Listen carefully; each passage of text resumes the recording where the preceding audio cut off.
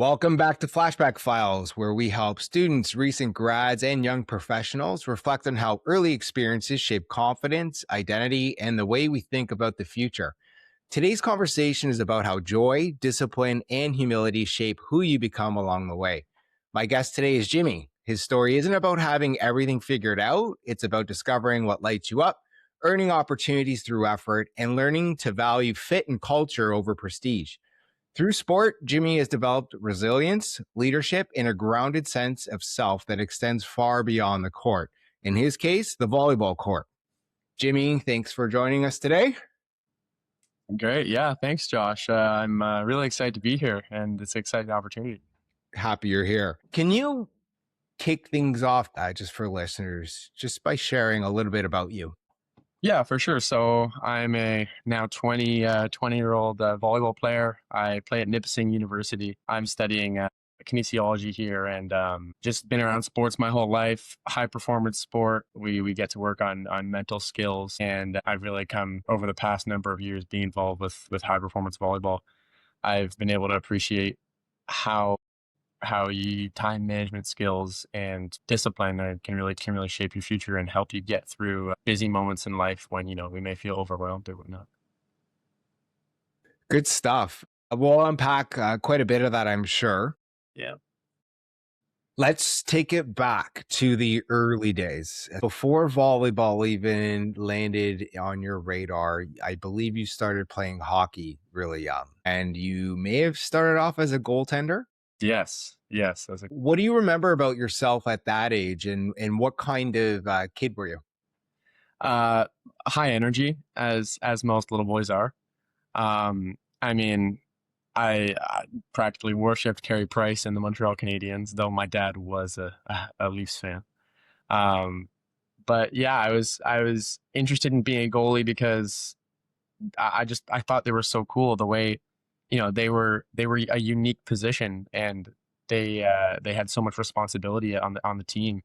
And I really started falling for the goalie position when we'd play in tyke, where you'd rotate goalies every couple of weeks, and seeing how much support and encouragement you get from others really helped shape my love for my first love for hockey. Great. And it's interesting because at goalies, you're the last line of defense. Yeah. So that's a whole different kind of pressure than most positions on the ice. What do you think that role taught you early about responsibility or mindset? Yeah, well, my dad always just told me to keep it cool, calm, and collected, like Carey Price, and you don't let mistakes show in your play, and kind of have a goldfish memory. Like you let in a bad goal, well, the game goes on; it doesn't end there. So in most cases, so you got to learn to forget and move on. And especially as a kid, I mean, that helped going forward with my sporting career. What a great bit of advice. And I think even as adults, we could probably afford to use a little bit more of that goldfish memory, because sometimes we sit and stew and you let it boil a bit, it turns into resentment. It's like your dad was wise to point that out so Yeah. young, because then it's probably a habit that you've carried through life, I would Yes. imagine. Yes. And he was a Yeah. goalie himself as well. Okay. So Yeah. he knows a thing or two. So you did discover volleyball later on, grade 7, I believe. Can you take Yes. us back to that moment when you first started and it clicked for you? Yeah, right. Yeah, elementary school, I mean, volleyball team, and it was trying something new, whereas before I'd been, hockey, soccer, baseball, what have you. And it was something new for me, and something I was introduced by a friend, actually, one of my close friends at the time. And he said, try to join the team, see how you like it. And obviously I felt like a fish out of water there, from going from the ice to a court. I never actually played basketball as a kid, so it was my first kind of court sport. So it was a bit of a change. I mean, you're still in elementary school, so it's not super crazy competitive, but it was definitely something new, and I think that piqued my interest, and helped me get rolling from there. Yeah, it's not as popular as hockey. So you went Yeah, the that's right. unconventional path as well. And so an interesting comment that was made from, let's say, a friendly source was when you first started playing, you mentioned something to the effect of you feel so much joy when you play volleyball. Yes. So What do you think it was about volleyball that unlocked that feeling for you? Well, I'm a team sport guy. I always have been, and team sport, you get to stay competitive while playing with, let's say your friends and your teammates. And I think honestly it was just I found something that I was succeeding in, and especially as I got into high school, more chances there. But it was a combination of succeeding in it. I had a great coach. My first volleyball coach was a great guy, and was a great role model for all my teammates actually, and we all stuck with it all through high school. I mean, no one really quit the team. Everyone played for each other, and it wasn't a situation of, let's just play for the team, and our coach is a grump. Let's not play for him, as sometimes it can be. But it was really a cohesive unit just moving forward. Amazing. So when you look back on that now and that using joy as a signal, right? That's something that you wanted to pursue. What can you share about the importance of that feeling of joy for younger people trying to figure out what they should pursue? Exactly. I mean, um, I I felt joy, so I was drawn to it. Um, it isn't all. I'll be completely transparent. It's not always joy. I mean, there are tough times. You get setbacks, injuries, what have you. You lose a clutch game. Um, but at the end of the day, it's a part of my identity, and it's what I do. Um, and there are ups and downs, but you just have to remember that, progress, you might take two steps up those stairs and fall right back down. But the best part is you can get back up and climb those stairs again. Great. So I believe one of the turning points for you back then is it's one thing to be on a school team, but then there was the discovery that volleyball leagues existed, similar to what, a hockey league that you might have played in. How Right. did that moment change what you thought was possible with the sport? Yeah, I mean, it definitely opened up my eyes to what's out there. I mean, you go from being a big fish in a small pond in your elementary school, and then you're opened up into high school and you join a club team, as I did, and you realize there are hundreds and hundreds of players who are much better than you, and you're starting right back from square one.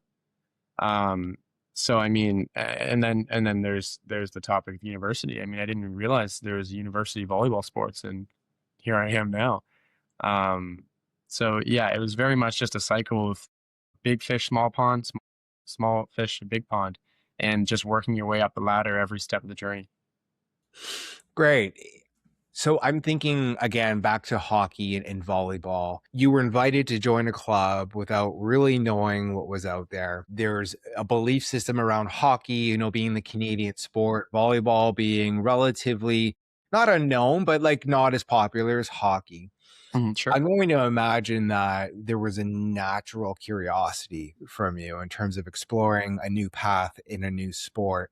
So, how important is curiosity, or maybe just showing up and doing things without having those stereotypes?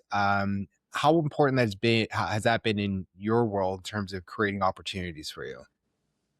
Yeah, of course. I mean, going into volleyball, I was definitely, I would say a little bit hesitant because, I grew up with hockey my whole life, and my dad was very much intertwined with like the hockey kind of thing. But I mean, both my parents were supportive of it, and being curious to explore volleyball and kind of just darting through those open doorways. Like I had an invite to a tryout, so I thought, why not see where this goes, right? My mom always tells me to never pass up an opportunity, especially an interesting opportunity. So, you know, that's what I did.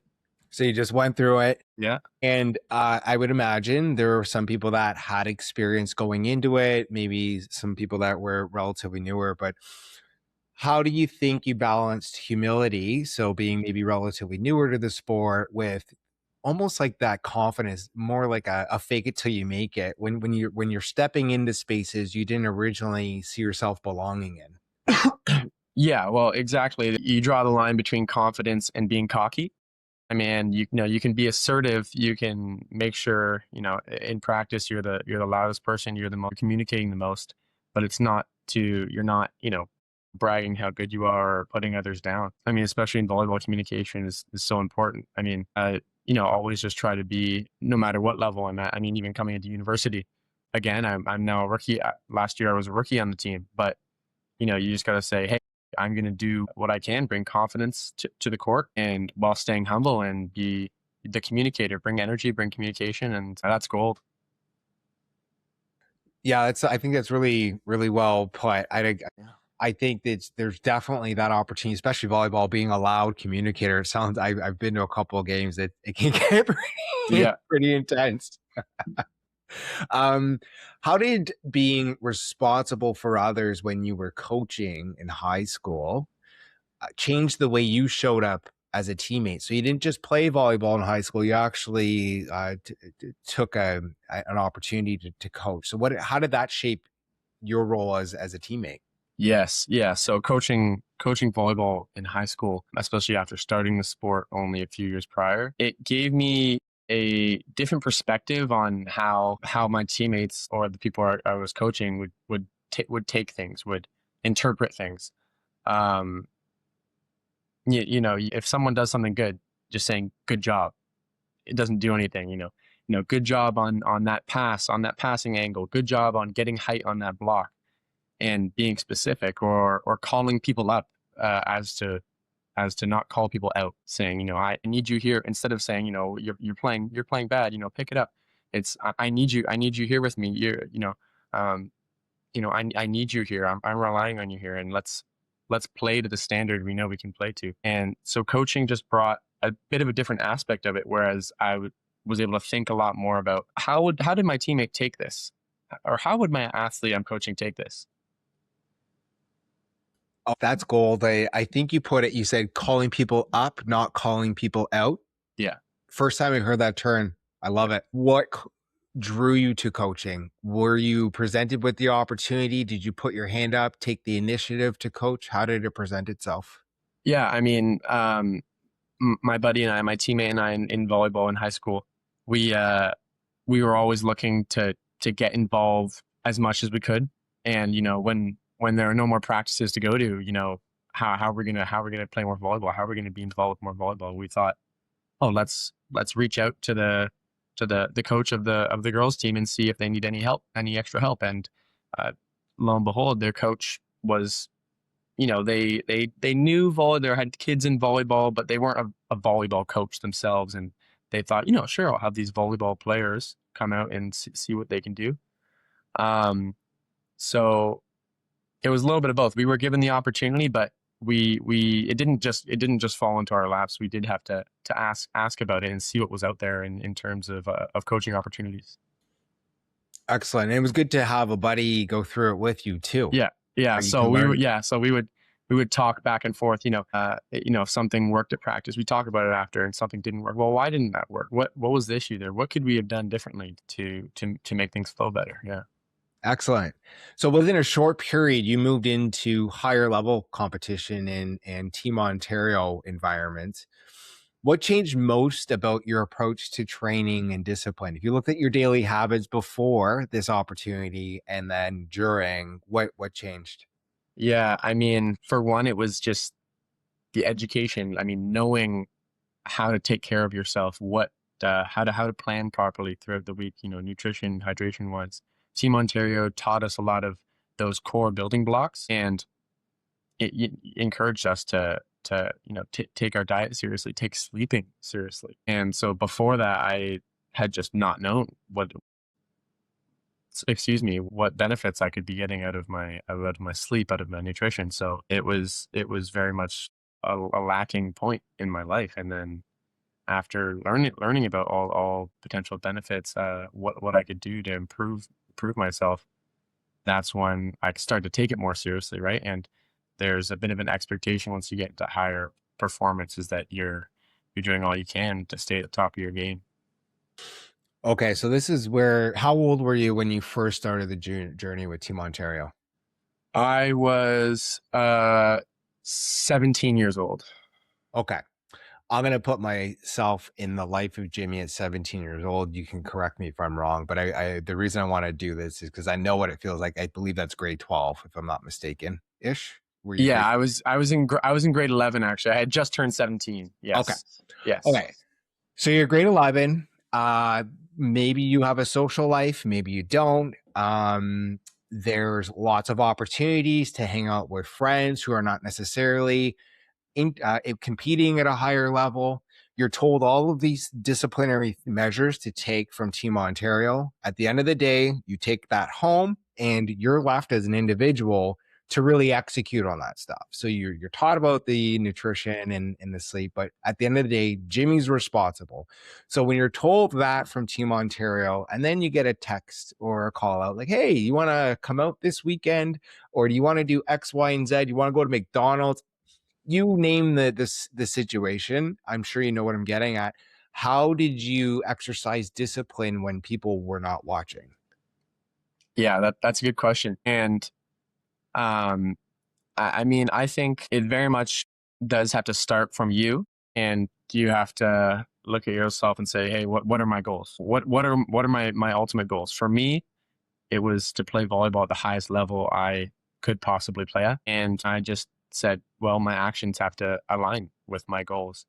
And my parents were very good with keeping me motivated with things, but they even said ultimately at the end of the day, what do you want to do? Sure, you can go out with your friends, stay out late if that's what you want to do.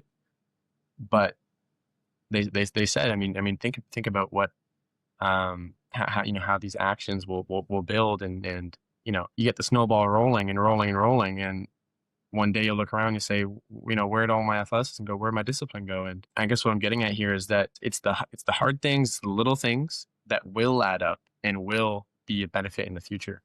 I mean, even now at the varsity level, there are days where we really don't want to hit our lifts. We don't want to do our workouts, but you know what? That's what makes players right there. And you got to go in and say, hey, I'm just going to get it done because that's what I'm going to do.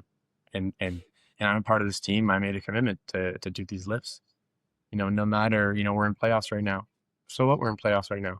I don't need to go. I don't need to do a 2-hour crazy lift, but I'm going to get in there and do what needs to be done to support myself and to honor my teammates even. Yeah. So a level of accountability towards yourself, Exactly. but also to the broader team mission. Exactly. And I think having other people to keep you accountable, other like-minded people who have similar goals and similar interests to keep you accountable is really beneficial. Like, a lifting buddy, for example. Yeah, Yeah. absolutely. When you think about earning your spot on any given team, whether I know you were a rookie in university just last year, but also Team Ontario. When you think about that and you are amongst many talented players, what did that actually look like for you? Right. So earning my spot for me, I I think I just want to stand out. I want to be a standout player, and to do that, I mean, you have to show it on the court, but you also have to show it in practice. And like I was saying, volleyball being the loudest person on the court is never going to be a bad thing. I mean, be deafening, like almost annoying how much you're talking, right? Um, and and just upholding a certain standard. I mean, at Timo especially, there were other people like myself who maybe I was pretty timid, but I was able to break through that and through playing volleyball. But if there was someone else who's timid, in practice, I'd pull them up to the side and say, hey, let's make competition out this. Who can be more annoying by being so communicative, right? By talking so much and providing so much information to the team. And again, going back to the calling people up, not calling people out. I mean, um, that'll prove your spot anywhere. Yeah, so you just touched on leadership too. So it's Yeah, one thing to be loud as a player, but also the leadership traits that you're showing up with it in practice. I'm sure the coaches would pick up on that as yeah, well. So you've experienced both winning a provincial championship and coming just short. Can you walk me through first off the order of that? Did you lose or did you win first? And then yes, maybe how did those contrasting outcomes shape your mindset? yeah. So we actually had won provincials in my grade 11 year, and we lost the following year in the finals in grade 12. Winning Winning's great. I love winning. I hate losing, however, but I remind myself that losing doesn't even exist. It's winning or learning, right? You've heard that. You heard that a few times. I mean, even today with this morning with the Canadian men's team, the gold medal game.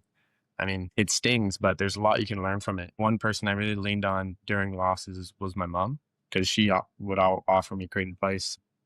I'm pretty competitive, so I take losses pretty hard, but she always helped me to look at the bright side of things. Now, what can I learn from this? What can I do going forward? And she would also emphasize that when you lose, it really shows the kind of player you are. Are you wallowing by yourself, refusing to shake hands, or are you showing sportsmanship? Someone knocks you out in the playoffs, you go over to shake hands, you say, good luck in your next couple of games. And as a winner, receiving that from someone you just beat it is a great feeling. I mean, it's competition at the end of the day, but it's camaraderie as well. I mean, camaraderie between competitors. And I mean, yeah, that's really all I have to say on that. I mean, winning is great. Losing is also good, even though it'll stay. Absolutely. Like a big opportunity to show your character. Yes. Anybody can celebrate winning. Like that's a pretty easy thing. I love that take that your mom's has on it. Like, how do you show up in those Yeah. difficult times? So you gave me a sense of how you might process losing specifically, but maybe just in general disappointment. So it could be disappointment amongst friends, family, school. Let's say it's an exam. How do you personally process disappointment, especially when the effort doesn't guarantee the result you hope for? Yeah. I mean that's always a tough one when you try your best and you come up just short. I think everyone experiences this. I mean, even in school, you study weeks on end for one exam, and you've got it all down packed. Then when you get to the exam, you end up bombing it. But it doesn't discredit all the work you've done and how much you've improved. I mean, let's say I wanna be able to squat 400 pounds, and I work my butt off for a few months, get up to 395, and I failed at 400-pound squat. I mean, I've still, let's say only squatted 135 last time. I've still improved so much. And I mean, like I said at the start of the interview, progress is a staircase. You'll walk up, you'll fall down, you'll get right back on it and keep going up until you reach the top. 2 steps forward, 1 step back is still progress. I mean, no matter how small. And it's hard to remind yourself of that when you're feeling down. You say, "Oh, I got so close. I got this close to it." But especially with sport, the best thing is you get to get up the next day and do it all again. You get to go to practice the next day and work at it. Absolutely. Whether it's practice or even a lift, I could imagine you have an outlet to process some of those disappointments too, as long as Yeah. you have the ability to look forward. Yeah. Okay, so this part of your choice of university, I understand there was an extensive selection process that you went through, and I'm Yes. fascinated by the process, but also um, the decision, the outcome of that process. So you had multiple university options, and you were pretty analytical in the decision. I think you even built a spreadsheet. Yes. Yes, I did. What did that process teach you about how you make big decisions and how you made that decision? Yes. Well, like you said, with the spreadsheet, I weighed everything, all the aspects of one school compared to the next, and it's not a decision you make in a couple days or even a week. For me, it actually took a few months. Slowly, I whittled down, what schools I could say, okay, I don't think I'm going to go here, but we're gonna focus on, we have this big list. I don't think I'm going to go here, but we're going to focus on really what's down here and see what are the remaining options, and then just whittling it down from there until you have a few, and then that's when I ultimately made my final choice to come here to Nipissing University in North Bay, and I'm very glad I did. My mom helped me a lot with the decision process. Don't think I would have been able to do it by myself.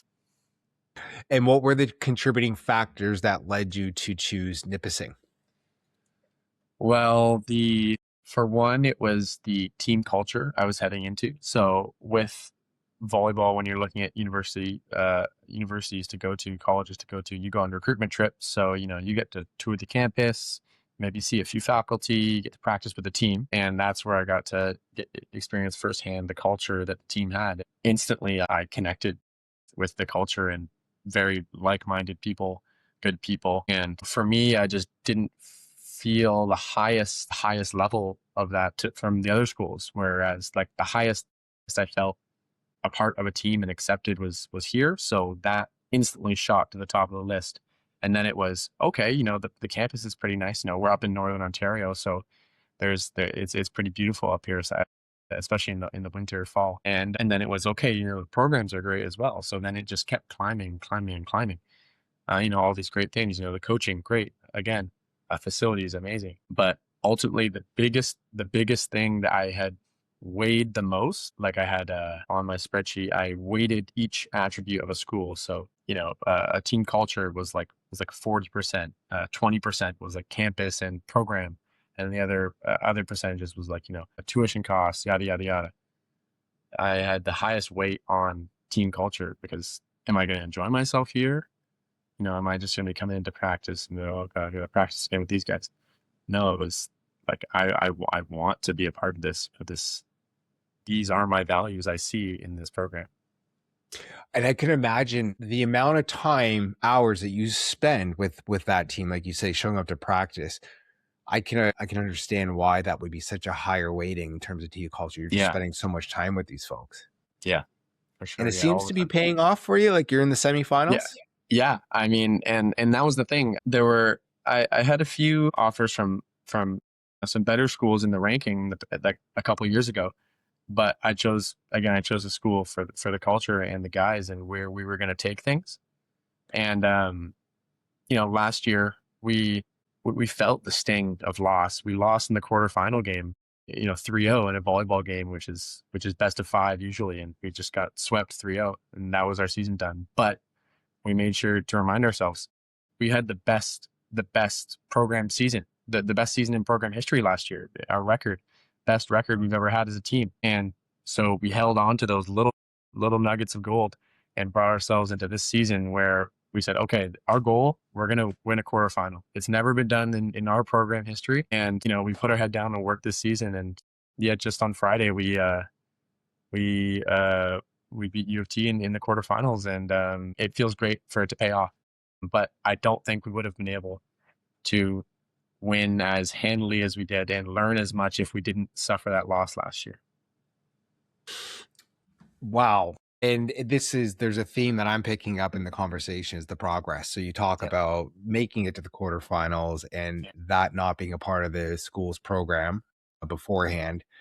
And now here you are, another step in the right direction in terms of beating U of T. That's amazing. Congratulations again. Yeah, thank you. So back to just the advice part of it, if you're thinking about students that are just about to choose their programs who might feel pressure to chase prestige instead of fit, what advice would you give back to them? I mean, if you can, I would always visit the school first. I mean, you never know what you're going to get out of some of these dorms. Yeah, just think about what you can, not what you can accomplish in 1 year, but what you can accomplish over your whole university career, your 4 or 5 years there, or maybe even more. There's a great quote, I'm not sure who it's from, but it goes something along the lines of people underestimate what they could do in like 1 or 2 years, but they overestimate what they could do in 1 or 2 years, but they severely underestimate what they could do in 10 years, in 15 years, in 20 years. And progress will come eventually. It's just bound to happen. If you're doing the right things, it might not be immediate, but you'll see the change over time. Yeah, and it's a struggle, I imagine, just as an individual. I'm thinking about you in terms of vertical. Just I'm projecting here, but I had a challenge with vertical all through high school. But that progress, increasing your vertical, is something that you don't see overnight. To your point, it's over a significantly longer period of time. So it's I just thought of that as you bring that up. And even if I could add on to that, I mean, we're talking about vertical, but you could even say in terms of health, fitness, whatever you're chasing or you're building towards, you might not even see it over the course of 5 years, but someone who hasn't seen you in 5 years, who saw you at the start of this journey, will see you in 5 years and see how much you've grown. And that is a kind of testament to all the work you've put in. And sometimes it's a nice reminder that shows how far you've come when, you talk to friends you haven't seen in years, or maybe you seen your parents in a couple of months if you're over at university, and they say, "Well, look how much you've grown." Yeah. Absolutely. You I say, "I think don't think I grew. I look in the mirror every day." exactly. So going back to last year, how was it adjusting coming from a senior high school to being the rookie on a team? Can you walk us through how you manage that, the humbling Yeah. experience of being a rookie? Yeah. So, very much settling into my position, into the school. It was, I had to understand my role at the time. Even now, I'm only in my second year. So, giving myself grace on a few things. I'm not going to be at the same level as someone who's been here for 4 or 5 years. It was at the tail end of their career, their senior year, who's had all this time here. But, even talking with seniors on my team, I mean, they were in the exact same spot I was at my age now. And, some were even further behind. I mean, some weren't even on the team. They were a practice player in their first, second, third year. And just really trusting the process. And if you're fully bought in and you're putting in the work, eventually you're gonna realize in a couple of years, well, here I am. I'm gonna be one of the go-to guys now. And even if you're not, you're still better for it, for having been involved in that culture, in working towards an ultimate goal. I mean, for me right now, I'm still trying to work into cracking a starting spot, and that might not come by the end of this year. But I'm going to work at it over the summer and over next year. And then I know right now my role isn't to be one of the giants in my fourth and fifth year.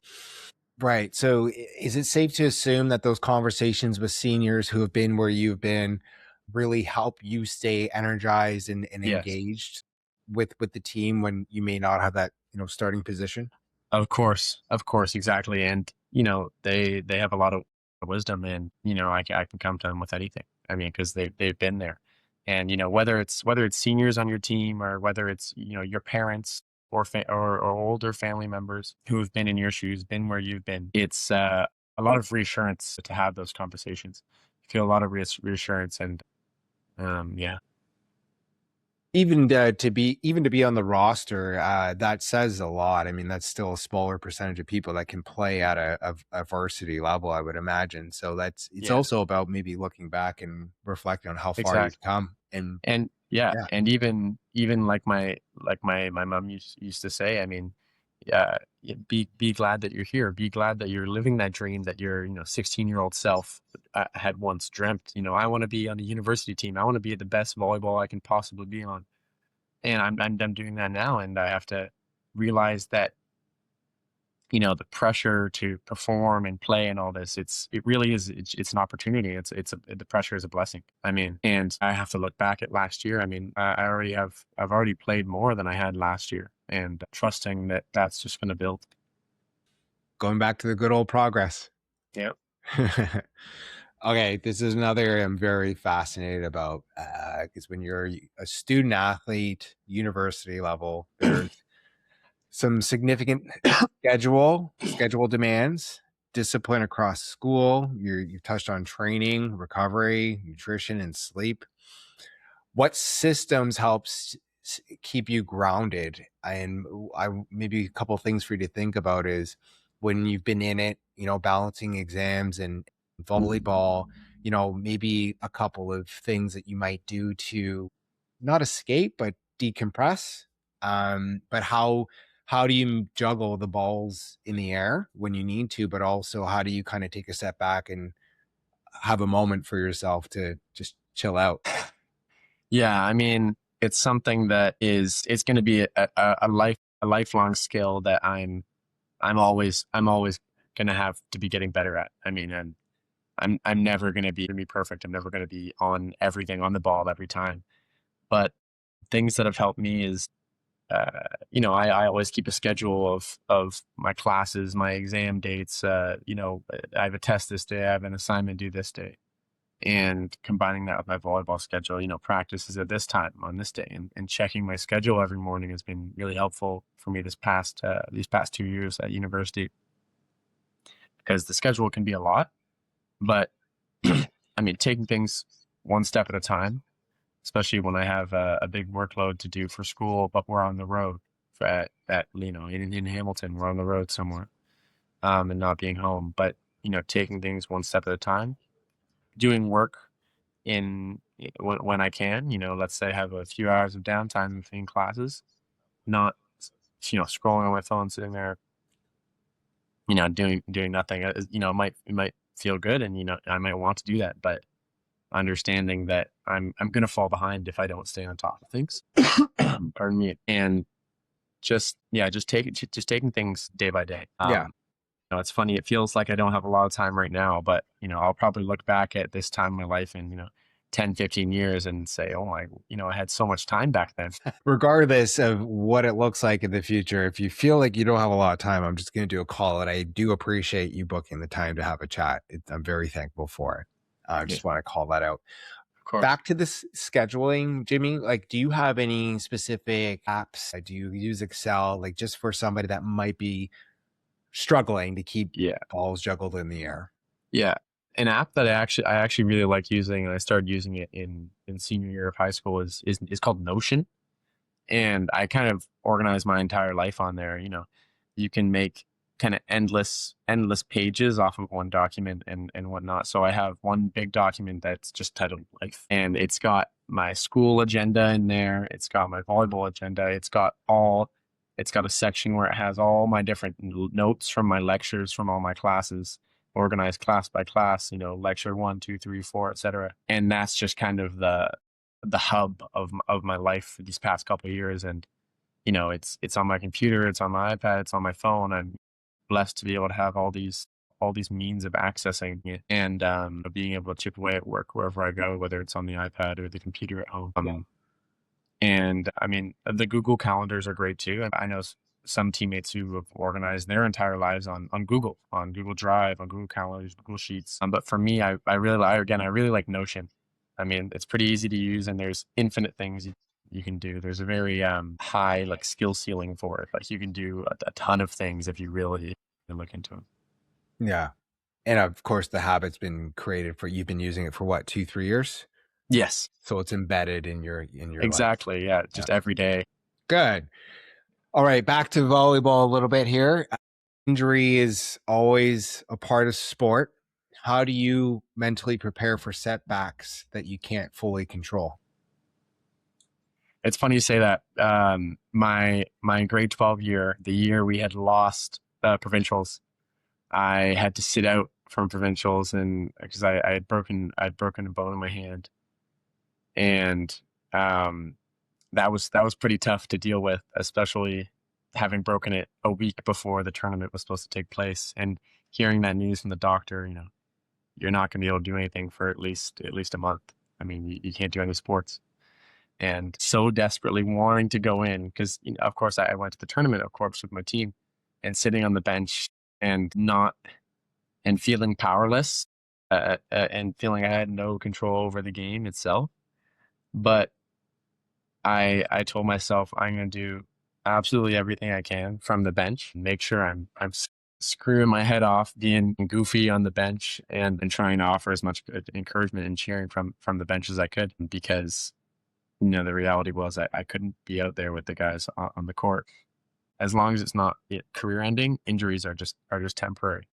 Okay, I may be injured, I may have broken this, I may have strained this, torn this, but I'm going to do everything I can to get back practicing back into the sport on my off time. And, while we're playing, when we're in games, I'm going to be there on the bench. I'm going to be there at practice, helping, gather up balls, or helping run a drill, even though I might not be in it. Or if I have a full body cast, I can't do anything. I'm just going to go to simply be in there, be in the gym with the guys, and offer my support and let them know, hey, I'm not giving up on you guys just because I'm injured, and you shouldn't give up on me either.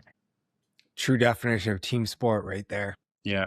Yeah. I mean, we, if I can use an example from my life right now, our captain of our team, has suffered an injury a few weeks ago just before quarterfinals, and he's unfortunately out for the season. And, he's a senior and he's the captain of the team. But these past couple of weeks, I've come to have even more of a great respect for him as a person, as a teammate, and even as a leader, because he's been the loudest person in our gym. Even though he's sitting there in a cast and can't do anything, he's still in the gym every day. I mean, it tears him up that he can't be with us on the court in the playoffs as we're in right now, and next weekend we're playing the semifinals, and it's eating him alive that he can't be there with us, but he's gonna be there every day at practice, encouraging. He's just been a great leader these past couple of weeks, and hats off to him. I mean, it's been incredible to see and very inspiring, and hopefully I hope I can be as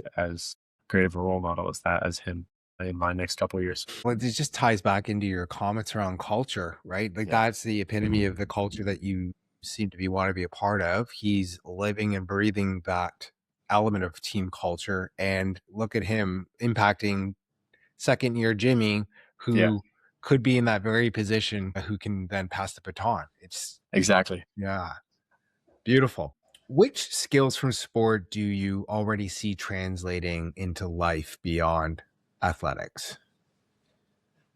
Yeah, I for one, time management, of course. I mean, staying on top of practices helps a lot with staying on top of assignments as it happens. But one that's been emerging these past couple of years since being in university are mental skills and mental performance skills. And we have a mental performance consultant on our team, on our university squad, who we meet with every week, and we discuss various mental skills, refocusing strategies, emotional regulation that we can apply in game. And I've been able to apply it to my life, my own life, my relationships, my everything these past couple of years. And he teaches us about handling emotions, coping with anxiety, cognitive behavioral therapy. So like breath work, visualization, all that. And that's probably been my biggest takeaway over these past couple of years being involved with elite sport, is those mental skills that you'll have with you for life. That's incredible access that you have. That's Yeah, amazing. we're really lucky to have those pillars. I mean, we have a mental performance coach, a food and nutrition coach, a lifting coach, like strength and conditioning coach, and we're lucky to have all those three big pillars. Oh, that's amazing. Where do you see yourself in 3 to 5 years? Like, so you're building a portfolio of transferable skills that may or may not be used within your volleyball career, depending on where you think you're going to be in 3 to 5 years. But where do you see yourself in today? Like, just how comfortable are you with the uncertainty? Like, just 100%, like not knowing where you might be. Yeah, yeah. It's funny you say that because I mean, since high school, when in careers class where they sit you down and say, "Oh, what do you want to do? What do you want to do?" I still don't know what I want to do. My dad likes to say he still doesn't know what he wants to do. And yeah, I've kind of found a little, like you said, a little bit of comfort in the uncertainty. I mean, all I know right now is I'm, pursuing an education in, the phys ed kinesiology field while playing volleyball, and that's what I'm bought into right now. Hopefully I'm still involved with volleyball. After I graduate from here, I would like to go pro. That would be the dream. But I mean, life goes on after you retire. I mean, it sucks, but it's the truth that in volleyball, it's not generational wealth. You don't have NBA supermax contracts when you're playing pro.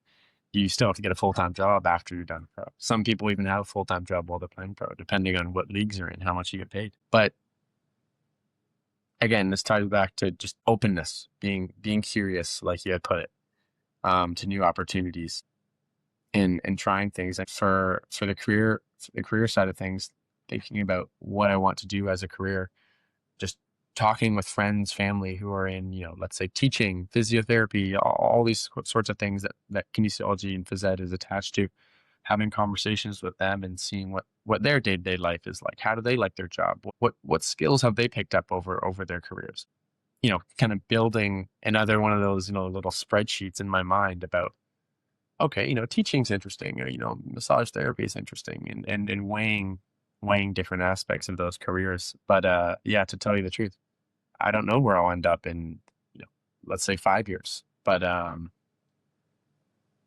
mean, if I play pro, I play pro. If I don't play pro and find a different career, I mean, I'm excited to see what the future holds. I like the fluidity of how you're going to respond to whatever however life presents yourself. I think that's amazing. Well, you've said a whole lot here, Jimmy. I do have another portion of the interview. It's called lightning questions. So there you just gotta think on your feet. Are you good to participate? For sure. Yeah. Okay. So we'll start off with an easy one. Early mornings or late night training? I love late night training. I love late night training. The best thing ever. A lot of the time we do have 6:30 a.m. practices, which is in the morning. But like I said before, I mean, you gotta get through it. You gotta go to practice. You gotta do the best you can in the morning. If you're not a morning person, so what? Yeah. Do it. Anyways. Yeah. Yeah. One word your teammates would use to describe you. Well, what I would hope is energetic, but what they might say, especially during games and cheering on the bench, is a little bit idiotic. I can be a little bit funny and goofy on the bench sometimes if I'm cheering on my team. But I mean that just adds to the energy. Yeah. Okay. So we'll land on energetic. Yeah. We'll go with that. We'll go with that. Who pushed you the hardest growing up? It was actually probably my sister. She's been through a lot of different health challenges, and she's inspired me and pushed me to be the best of my abilities. I mean, granted, my parents also did, but I always looked up to my sister for having the will to get through things. And I wouldn't be where I am without her. Shout out to Sydney. She is a very inspirational story. Yeah, she is. A habit you refuse to compromise on. Oh, I think that's my sleep. My sleep and my bedtime routine. Winding down with a good bedtime routine. A candle, some music, and getting at least 8 hours of sleep if I can, 9. Yeah, I don't compromise on sleep. Good for you. I don't know if you've ever come across a book, but you sound like a sleep advocate already. There's a Dr. Matthew Walker, I believe. He's like the sleep doctor. Such a good read and Yeah. talks about the benefits of sleep. So maybe Cool. more for the listeners.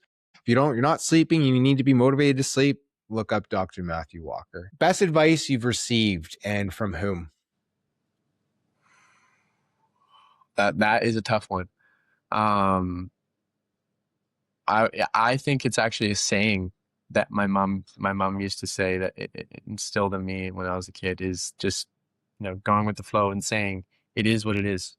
I mean, and that's something I've echoed to her as well. She's had challenges in getting a master's degree or in business. I say, what it is what it is, Mom. You just got to roll with the punches. It's nice to see it be cyclical. Yeah. The student teaching the teacher.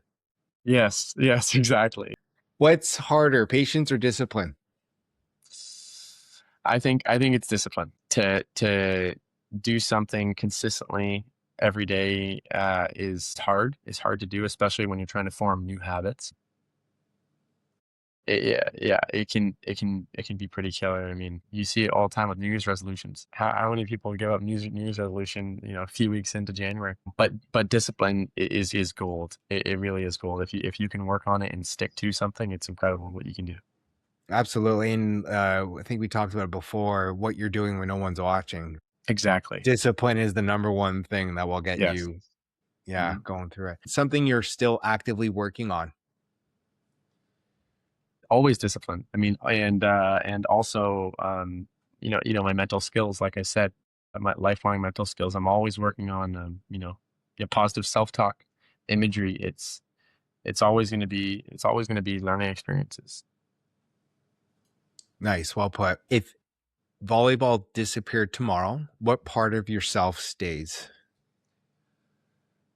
I mean, the relationships I have, friends, family, and all the other interests I have outside of volleyball. Music, I'm very musical. I like to draw a lot.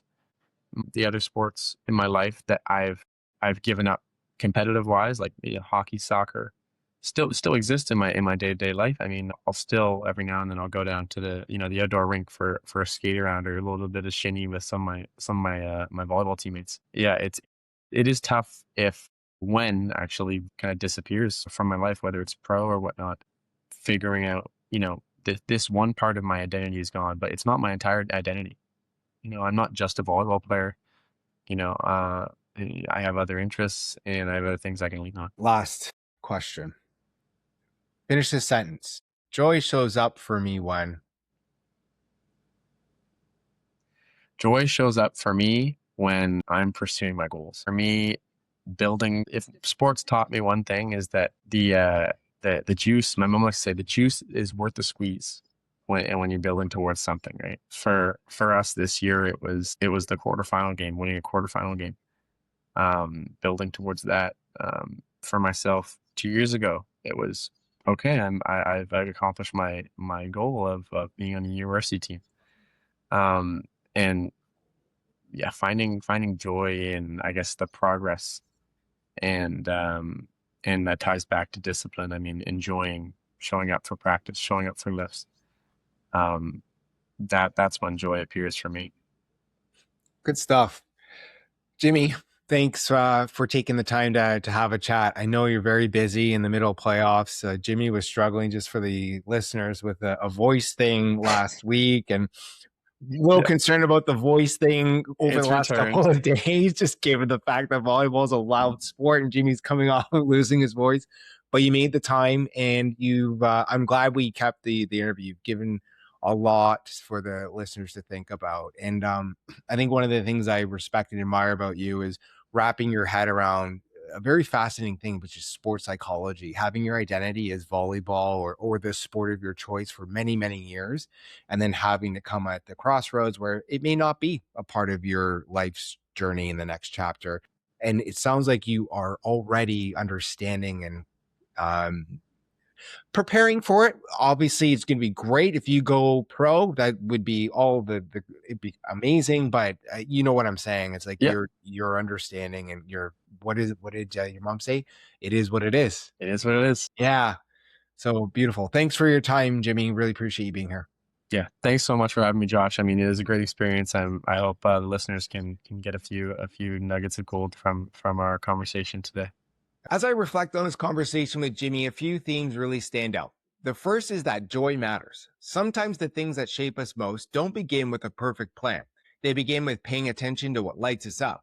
For Jimmy, volleyball became more than just a sport. It became a place where he found meaning, challenge, belonging, and growth. The second theme is discipline. Not the kind that looks impressive from the outside, but the quieter kind. The choices you make when no one is watching. The early mornings, the recovery, the sleep, the studying, the showing up when you're not in the spotlight. Jimmy spoke a lot about progress, and I think that's what discipline really supports. Not perfection, but progress. Another big takeaway is humility. Jimmy's story is a reminder that growth often means becoming the rookie again, stepping into bigger rooms, and learning how to contribute before you're the featured person.